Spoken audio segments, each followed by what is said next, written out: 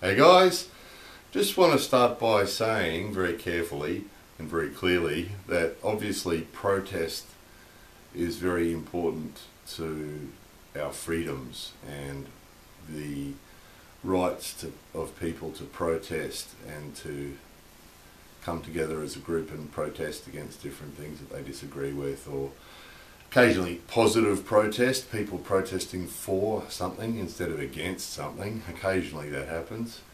But of course that's important to our societies, to keep our societies going in the right direction, the power of the people to express their opinions, and obviously that's how a lot of major social changes happen, so obviously it's a good thing. But we see this week we've got the Million Mask protests going on, Million Mask March. Protests going on around the world, protesting against government surveillance and all sorts of other stuff. So, and that's all worthwhile.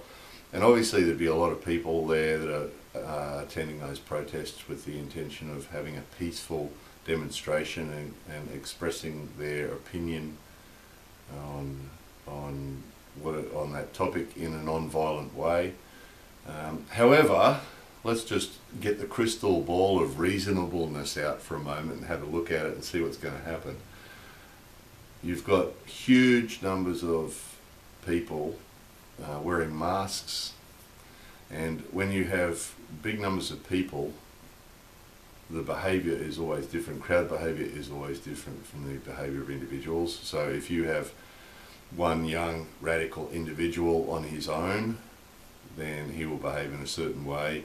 But when you have a few thousand young radical individuals on their own, they are bound to behave differently. Crowd behaviour, it's just what happens. It's actually a legitimate social study that's done. Social human behaviour study is on crowd behaviour. And what will happen, because they're wearing masks, which makes them feel anonymous, there will be a percentage of that crowd who will become violent. So again, just repeating again before we get the emotional responses. Probably emotional responses are going to happen anyway, but most of those people will be there for peaceful purposes, with genuine motivation to make some improvements on society. Very worthwhile cause. But unfortunately what happens when you get these huge numbers of people together and then put them in masks, which gives them an anonymity, there's going to be a lot of violence. There's going to be a lot of violence against police, and again what happens is even the non-violent people, these things are usually aimed at people getting arrested, because the idea is that you can get permits to march, you can get permits to have public demonstrations, you can get permits to do all this sort of thing, and there's reasons for that.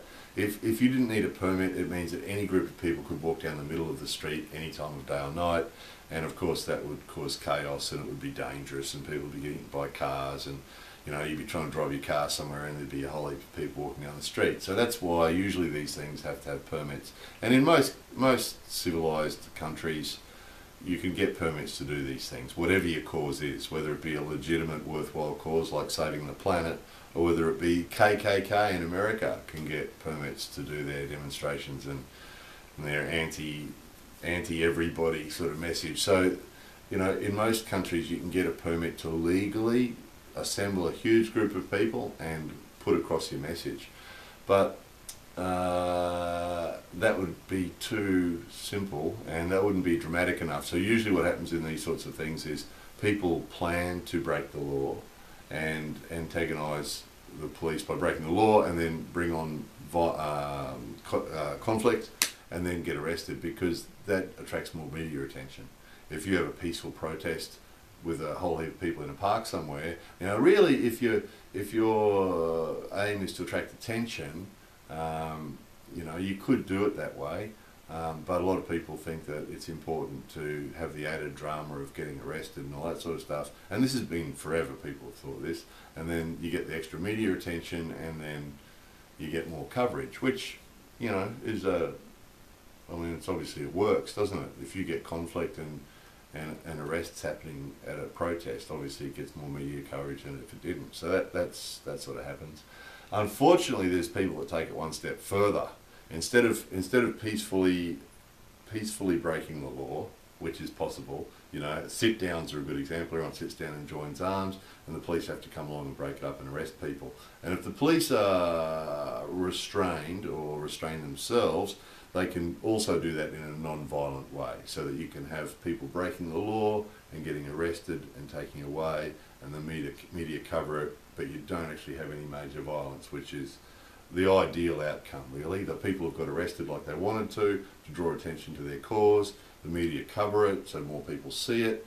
Everyone's a winner. No one gets hurt. A couple of people get arrested with the intention of getting arrested, and they get some public disorder type conviction and a little fine, and then off they go, feeling like they've done what they intended to do, and that's all good. Unfortunately, that there is a percentage of people who take it one step further and will use it as an excuse to set fire to things and turn over cars and smash into shops and steal stuff. Looting is never a legitimate public demonstration. For these guys, and there's always people that will defend them, these guys that go to demonstrations like that and use it to smash a window of a shop and go in and steal stuff from a shop, you know, that business owner, you know, isn't necessarily a huge corporation with lots of money, and even if it was, going into shops and stealing stuff, chances are that's just some family-owned shop where they can't really afford to have their shop smashed up. But even whether it's a small family-owned shop, whether it's a big corporation-owned business, going in and stealing stuff, you know, and looting shops is not legitimate protest. It really isn't.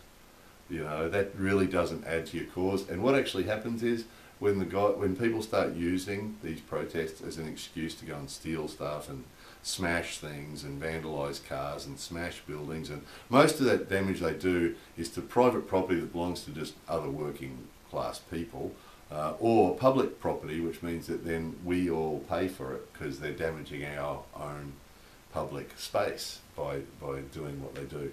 But the other problem is that if the main reason for the protest is to attract attention to your cause, that backfires, because what happens is when the average middle of the road person who's not an extreme thinker in either way, the sort of person these people are trying to win over to their cause. You know, if you've got a cause you believe in, you want as many people as possible to support you in order to try and make change, you know, using the political system to make change.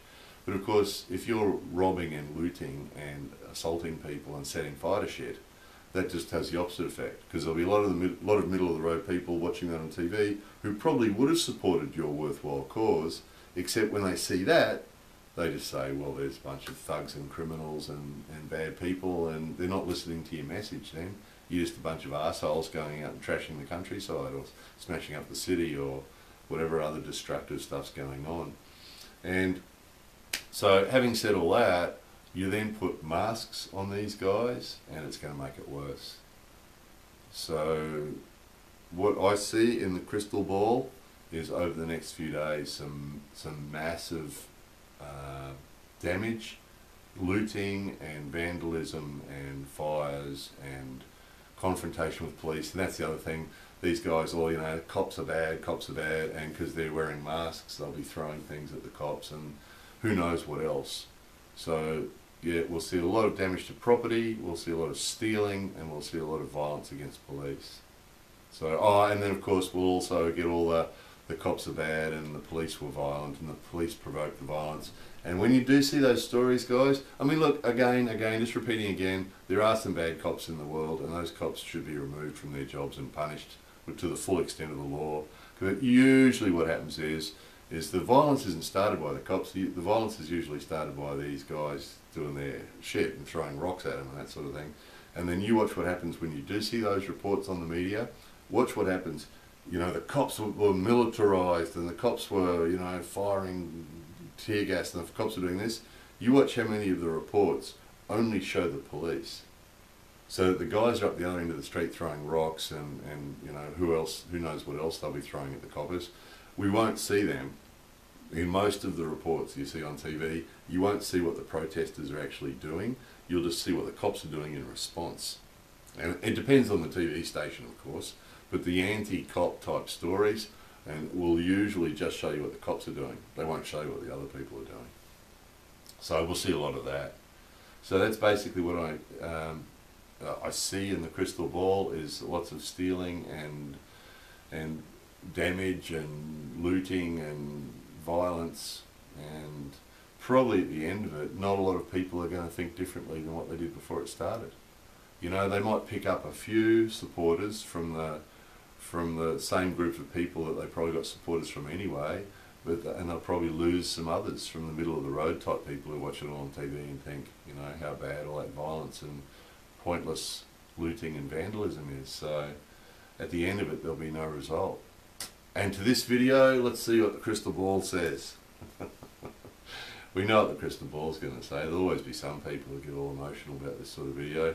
Interesting, just a sidetrack before we go anywhere else, made a video after The Cove. Remember the Cove movie that was made about the dolphins being killed in Japan? And in the first few seconds of that video, I made it really clear that I thought the killing of the dolphins should stop. Made it really clear in the first few seconds.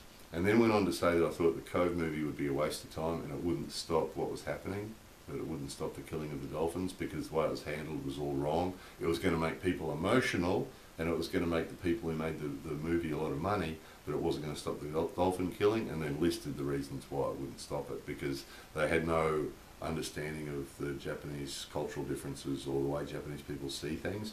And it's basically similar to what we're just talking about now, is that when Japanese people watched it, all they saw was Westerners coming to Japan and behaving badly and breaking the law, basically. So the whole message was missed. And as I predicted, here we are a few years later, and the dolphin killing's still going on. And the protesters are still trying to fight it in the same way that they were doing back then, you know, and it wasn't the way. The way to do it was, first you got to understand your audience. It's the same as the big marketing companies. You know, if they'd approached it from the point of view of understanding how Japanese people think, you could stop the dolphin killing in Japan. If you understood the way Japanese people think and showed them all that bad stuff about the dolphin killing, but did it in such a way that wasn't a bunch of foreigners coming to Japan. First thing you do is get a bunch of Japanese people together, and that wouldn't be hard. There'd be Japanese people who would be involved in that quite happily, and make a documentary type thing with Japanese people narrating it, directing it, and everything in Japanese, and show the same scenes. You could soon get enough public support in Japan to stop the dolphin killing, no doubt. No doubt. But instead of that, they didn't do that, and this is what I predicted when that movie first came out. Instead of that, what they did is they did it in English, and they had big conflict with the local people and big conflict with the local authorities, and it just came across, from a Japanese point of view, as being a bunch of, you know, bad guests, basically, and it had no effect at all. And again, that made that video, and there's a whole bunch of people making death threats and all sorts of stuff against me. You know, all I did was say, I think the dolphin killing should stop, but I don't think that movie's going to do it. And I got death threats. And yet, here we are a few years later, and the movie didn't work for the reasons I said it wouldn't work. And still nobody has made a movie or a documentary the way I suggested that they make it. And if they had done, it probably would have helped stop it. So, and it's a little bit similar to this thing that's going on with the million mask thing. I think it's not going to get the attention or get the support of the people that they want to get support from, because of the reasons that I said. It's going to turn into a violent looting rampage. I mean, the idea, I can understand the idea with the mask and the anonymous thing, you know, the anonymous, the group called Anonymous. I can understand that, why they're doing that, but it's just it's an error of judgment. It's not showing an understanding of crowd behaviour, because you put all those dudes in masks and it's just going to get ugly really quickly. So anyway, again, just offering an opinion in the spirit of free speech, offering an opinion of what's going to happen, and let's see if it does. By now, we've probably all already seen it by now, by the time you've seen this video. So anyway, there it was, just an opinion. Interested in hearing yours. Please, let's keep it civilised though. As always, really, really abusive, rude people will be deleted and blocked. But other opinions are welcome. So whatever your opinion is, please feel free to leave on the topic without any rudeness and abuse, and I guarantee everybody will get a chance to read it. More videos coming soon.